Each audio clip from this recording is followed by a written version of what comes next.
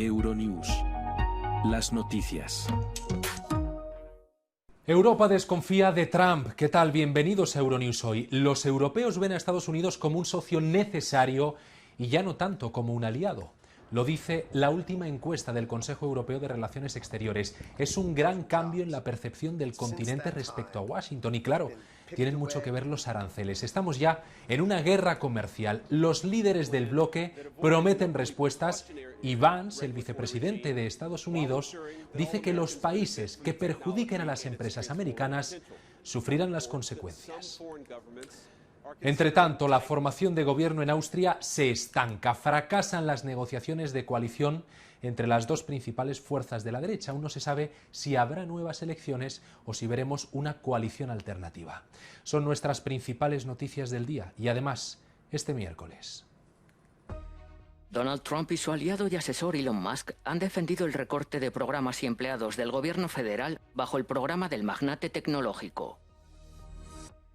Primera participación del nuevo secretario de Defensa de Estados Unidos, Pete Hegseth, en un encuentro de la OTAN en la sede del organismo en Bruselas.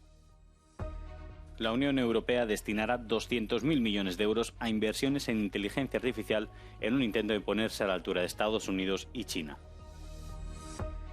El corte de la red eléctrica rusa del fin de semana ha provocado que los precios de la electricidad en la región del Báltico hayan empezado a subir rápidamente.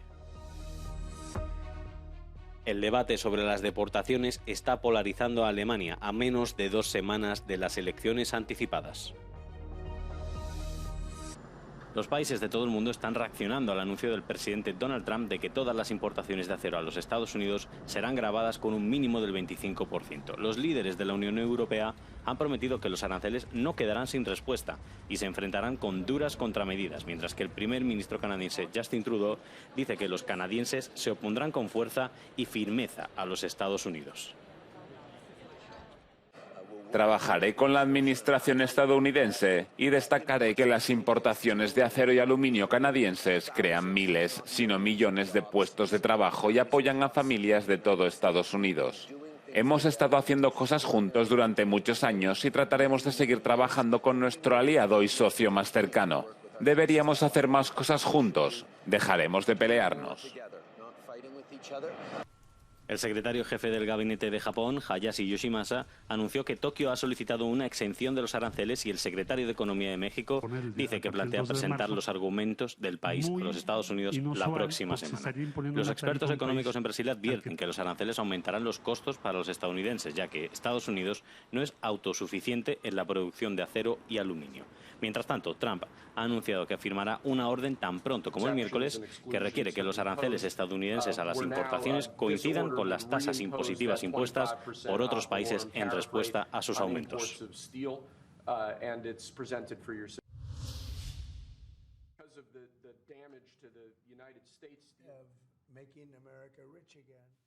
El crepúsculo transatlántico es la expresión que utiliza el think tank ECFR tras su encuesta sobre las relaciones entre la Unión Europea y los Estados Unidos del presidente Donald Trump.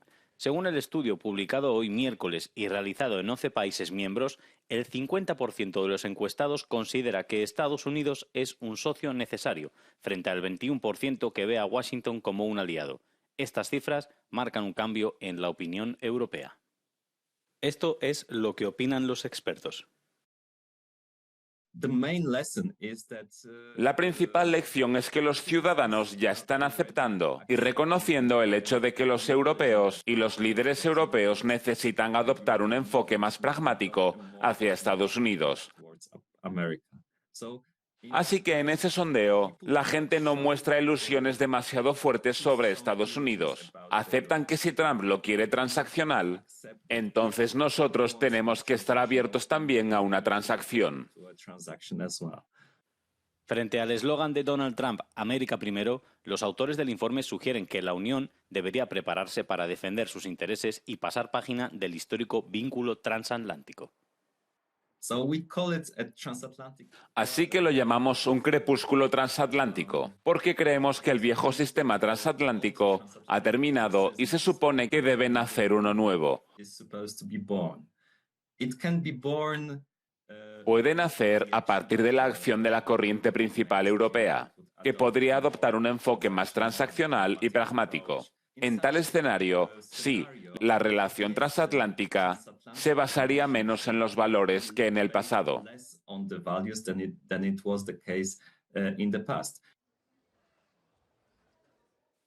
La encuesta pone de relieve las percepciones divergentes del nuevo presidente estadounidense Donald Trump en los Estados miembros de la Unión Europea.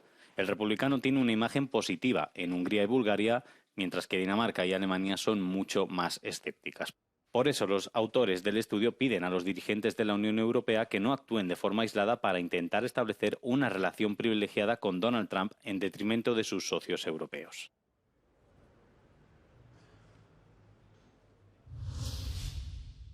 Durante un debate en el Parlamento Europeo en Estrasburgo, tanto comisarios como eurodiputados se pronunciaron en defensa de la Corte Penal Internacional después de que el presidente estadounidense Donald Trump firmara una orden ejecutiva que impone sanciones al tribunal con sede en La Haya. Las voces críticas señalaron que la decisión de Trump afecta a los esfuerzos que garantizan la rendición de cuentas en todo el mundo y se comprometieron a proteger al tribunal y a quienes trabajan allí. La Corte Penal Internacional desempeña un papel esencial a la hora de hacer justicia para las víctimas de algunos de los crímenes más horrendos del mundo. Es muy lamentable que el tribunal siga sufriendo amenazas, intimidación y presión. Cualquier amenaza contra el tribunal, su personal y aquellos involucrados en el trabajo en la Corte Penal Internacional es inaceptable. Miro la presidencia polaca del Consejo aquí y realmente me gustarían dos respuestas claras de sí o no. Una, ¿reprenderá a los Estados miembros que socavan el derecho internacional? Y dos, ¿intentará su presidencia apoyar firme, incondicional y unánimemente a la CPI en las conclusiones del Consejo de Asuntos Exteriores? En noviembre del año pasado, la CPI emitió órdenes de arresto contra el primer ministro israelí Benjamin Netanyahu y el exministro de Defensa Yoav Gallant por crímenes de guerra y crímenes contra la humanidad cometidos durante la ofensiva israelí en Gaza. Trump condenó las órdenes y dijo que la Corte había abusado de su poder al emitirlas. El presidente de Estados Unidos, Donald Trump, y su aliado y asesor Elon Musk han defendido el recorte de programas y empleados del gobierno federal bajo el programa Dodge de Musk. El martes, ante los periodistas, Musk insistió en que no está orquestando una acción hostil del gobierno, sino dando a los votantes lo que pidieron. La transparencia es lo que genera confianza. No simplemente alguien que afirma ser de confianza o que es digno de confianza, sino la transparencia. Puede observar todo lo que está pasando y puede ver si estoy haciendo algo que beneficia a una de mis empresas o no. Si pensáramos que hay una falta de transparencia o un conflicto de intereses, no le dejaríamos trabajar en ello. Pero hemos visto que es un hombre de negocios, un tipo exitoso, por eso queremos que lo haga. No queremos a un tipo sin éxito al cargo de esto. Trump y Musk quieren desmantelar la burocracia gubernamental y presionan a trabajadores federales para que renuncien a cambio de incentivos financieros. Actualmente su plan está en suspenso mientras un juez revisa su legalidad.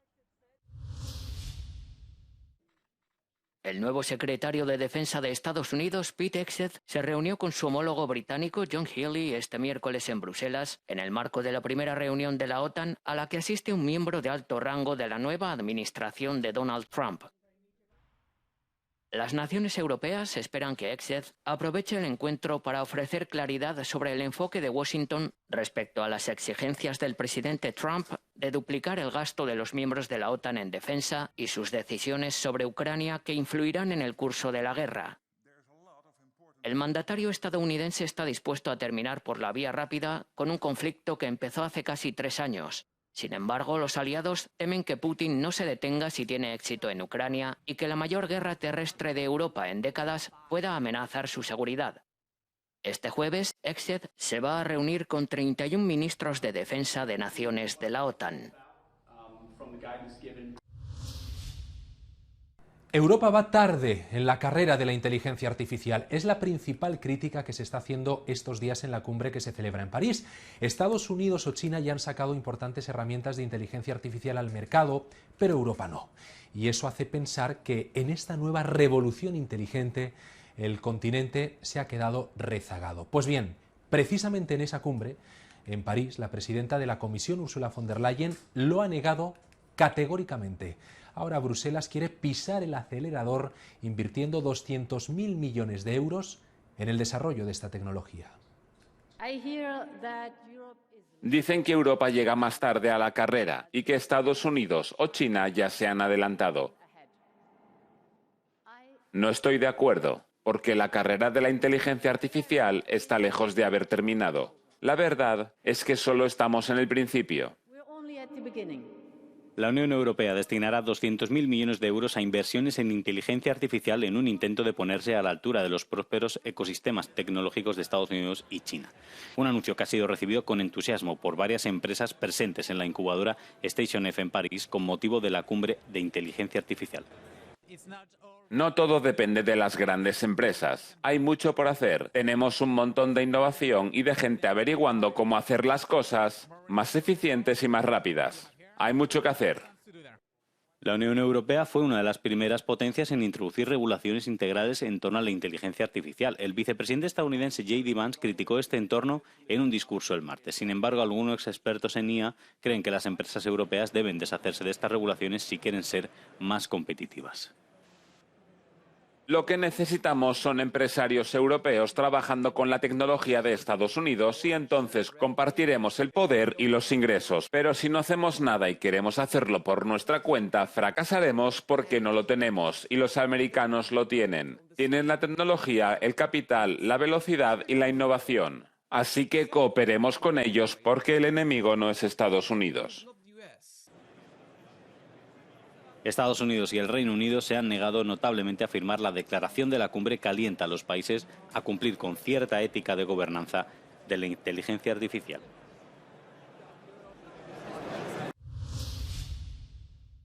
La Comisión Europea da un primer paso para la reforma del presupuesto de la UE para el periodo 2028-2034. Este miércoles ha presentado un primer documento en el que sienta las bases para un presupuesto más simple, flexible y acorde con las prioridades del bloque. Por supuesto, necesitamos un equilibrio entre las prioridades tradicionales que incluyen agricultura, cohesión y ayuda a las regiones menos desarrolladas. Entre las nuevas prioridades están la investigación, la innovación, lo digital y lo ecológico. Hay que equilibrarlas y está claro que si queremos que Europa haga más, no puede hacer más con menos presupuesto. El actual presupuesto suma un total de 1,2 billones de euros, que equivale al 1% del Producto Interior Bruto de la UE. El tamaño del siguiente presupuesto de la Unión Europea será uno de los temas clave en las negociaciones entre los gobiernos y el Parlamento Europeo. A las partidas tradicionales, como agricultura o el dinero destinado a cerrar la brecha entre los países más pobres y los más ricos de la Unión Europea, se le suman nuevas prioridades, como la defensa, la competitividad o la industrialización. Países como España ya han dicho que quieren duplicar el presupuesto y los fondos destinados a la transición verde. ¿Pero están todos de acuerdo? La postura del gobierno español es irresponsable. La deuda contraída para los fondos Next Generation aún no se ha pagado y dice que hay que endeudarse más. Eso es malo para los jóvenes. La Comisión Europea presentará su propuesta para el marco financiero plurianual 2028-2034 el próximo mes de julio. Tras el corte de la red eléctrica rusa del fin de semana, los precios de la electricidad en la región del Báltico han empezado a subir rápidamente. Esto se debe al escaso viento, la falta de sol y el aumento de los precios del gas. Durante el fin de semana, Estonia se desconectó de la red rusa y se conectó al sistema europeo. Desde entonces, el precio de la electricidad en Estonia ha empezado a subir. Los expertos afirman que el aumento de los precios se debe principalmente a la menor cantidad de viento, al mayor consumo de electricidad debido al clima más frío y a un ligero aumento del precio del gas. Sin embargo, también hay menos conexiones de lo habitual en la región del Báltico. Un cable submarino entre Lituania y Suecia resultó dañado por un ancla y quedó fuera de servicio. Si estuviera operativo, los precios serían significativamente más baratos.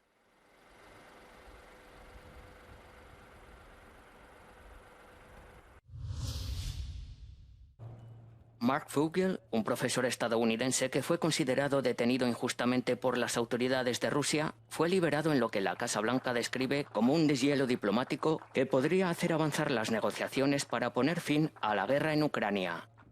Tras ser liberado, Vogel se reunió con Donald Trump, de quien dijo que estaría en deuda con él para siempre.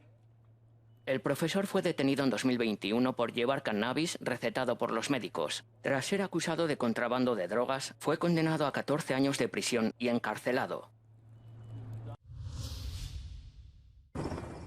109 pescadores han sido rescatados de un témpano de hielo a la deriva en el mar de Ojotsk, en la región rusa de Sajalín, según informa el Ministerio de Situaciones de Emergencia de Rusia. Los pescadores quedaron atrapados tras formarse una grieta de 10 metros en la isla de Sajalín, desde el pueblo de Malki hasta la desembocadura del río Dolinka. Según las autoridades, 44 personas fueron rescatadas por un helicóptero Mi-8, mientras varios ciudadanos permanecieron en la banquisa porque no querían abandonar sus capturas y equipos. Los que se quedaron fueron recogidos en barco.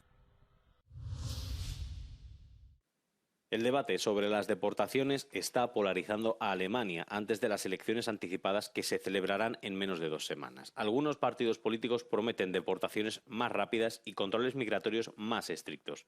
Christoph de Vries, de la Unión Demócrata Cristiana, afirma que el actual modelo de deportación de la Unión Europea es disfuncional y se necesita un cambio urgente.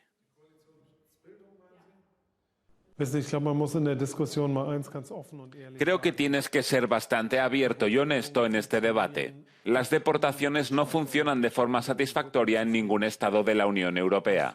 Y esto nos lleva a la conclusión en la CDU de que debemos detener la inmigración ilegal en Alemania, pero sobre todo en Europa, porque vemos lo difíciles que son las deportaciones. Una vez que las personas han entrado en el país, los obstáculos legales y prácticos para la deportación son tan grandes que nunca podremos gestionarla satisfactoriamente como sería realmente necesario y deseable.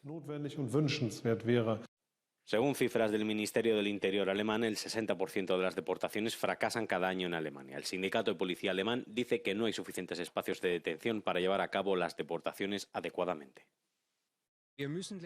Tenemos que trabajar a escala europea, lo que significa que tenemos que reunir a todos los países de la Unión Europea para que podamos adoptar un enfoque común. Las condiciones deberían ser las mismas para todos los solicitantes de asilo. Necesitamos un sistema de distribución claro para todos y debemos proteger mejor las fronteras exteriores de Europa. Para ello es necesario reforzar Frontex, que debe colaborar con los gobiernos nacionales para garantizar una mejor protección de las fronteras. De lo contrario, la libre circulación dentro de Europa está en peligro. El experto legal Daniel Thiem dice que las deportaciones en Alemania se ven obstaculizadas por la escasa cooperación entre agencias. Alemania es un país de inmigración que necesita inmigrantes, pero probablemente haya que diferenciar entre inmigración cualificada, personas cualificadas que aprenden el idioma en el extranjero, luego vienen a Alemania, trabajan y ganan dinero y viven en su propia casa, y la inmigración de asilo, que suele ser, como muestran las estadísticas, personas no cualificadas que no hablan alemán, al principio están desempleadas, son alojadas por el Estado y además se benefician de las muy generosas prestaciones sociales de Alemania. Son dos formas muy diferentes de inmigración y temo que este discurso negativo sobre el asilo socave la actitud positiva hacia la inmigración de mano de obra cualificada.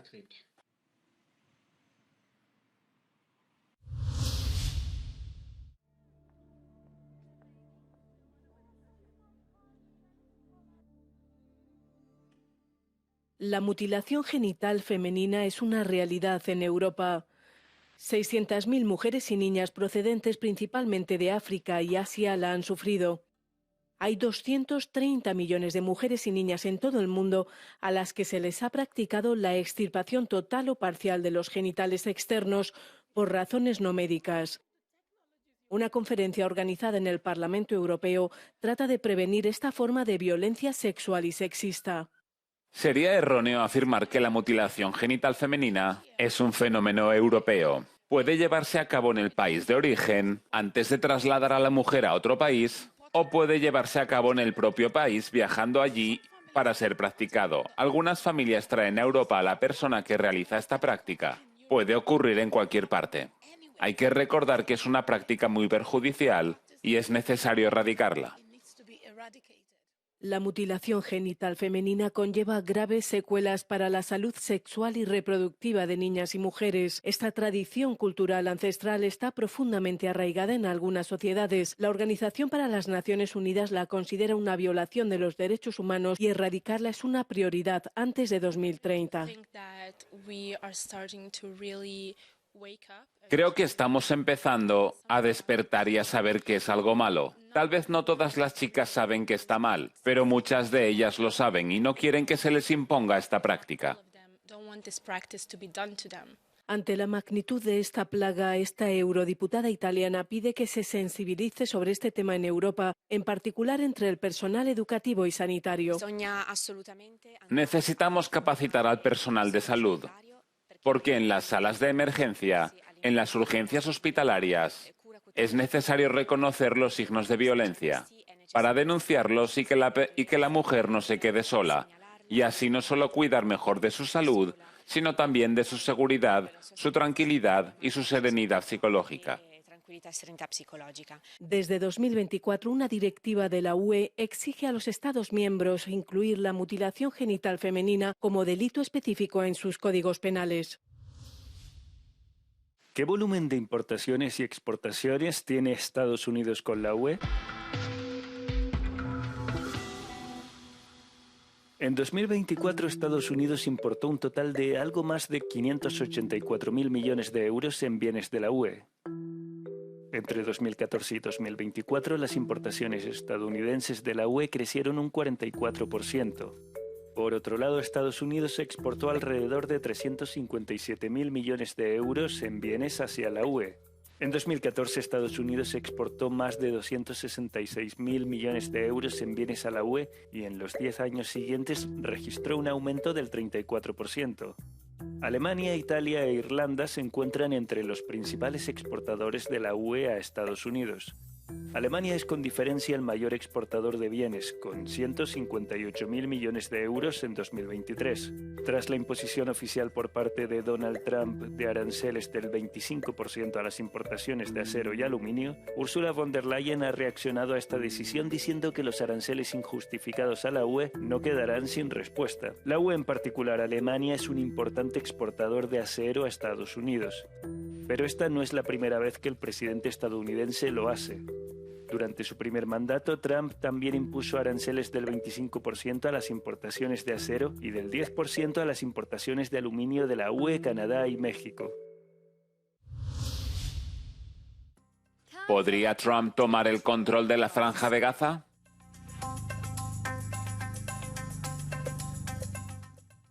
La semana pasada el presidente estadounidense Donald Trump conmocionó al mundo cuando dijo: Estados Unidos tomará el control de la Franja de Gaza, la poseeremos. Trump añadió que los palestinos desplazados podrían ser reasentados permanentemente fuera de Gaza, sugiriendo que se trasladen a Egipto o Jordania. El ministro de Defensa israelí ordenó a las FDI que elaboraran planes eventuales para los residentes que deseen abandonar Gaza. Las declaraciones de Trump se produjeron pocas semanas después de que Israel y Hamás acordaran la primera fase de un alto el fuego, pero el acuerdo entre ambas partes no esboza quién gobernará Gaza en el futuro. Tampoco indica cuándo se levantará el bloqueo israelí a la circulación de personas, bienes y mercancías. Desde una perspectiva jurídica internacional, ¿tienen algún valor los comentarios? No hay absolutamente nada que pueda ajustarse al derecho internacional. Lo único que podría encajar con el derecho internacional sería otra cosa totalmente distinta. Sería la ayuda para reconstruir Gaza con el acuerdo de la población local, que sería realojada temporalmente en algún lugar, pero eso no es en absoluto lo que se plantea.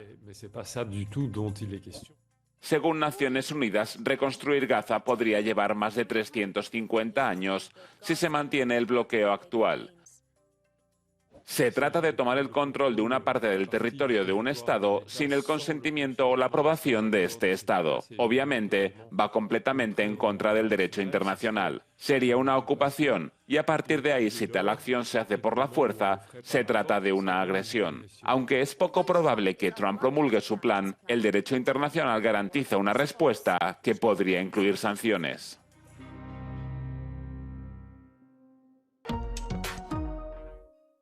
Nos vamos, ya están informados, pero ya saben que la actualidad nunca para, así que les recomendamos que instalen nuestra aplicación en sus dispositivos móviles para estar siempre conectados a Europa.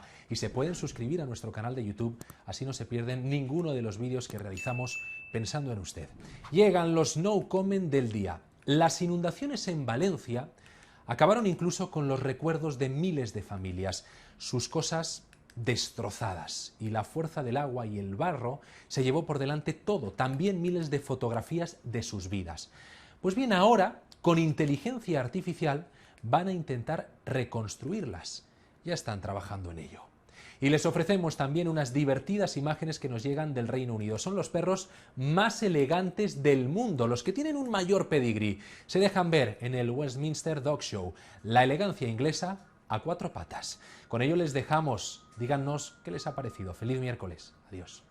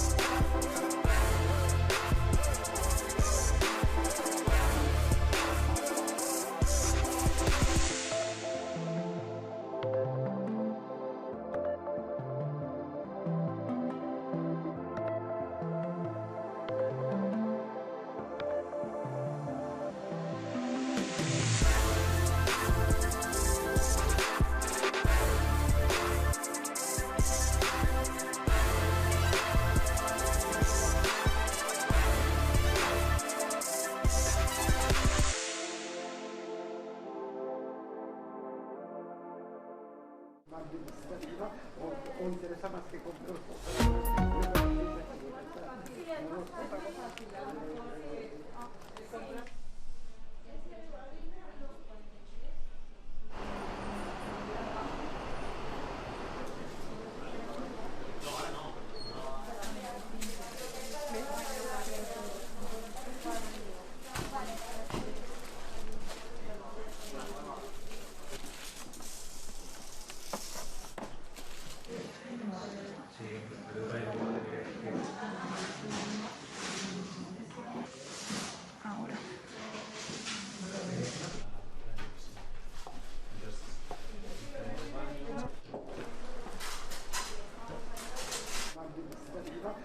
O interesa más que comprar los congeladores.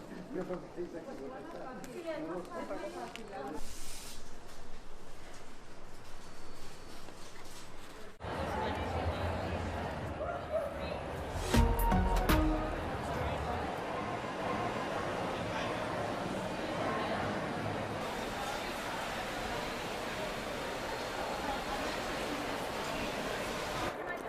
yeah, he's fine.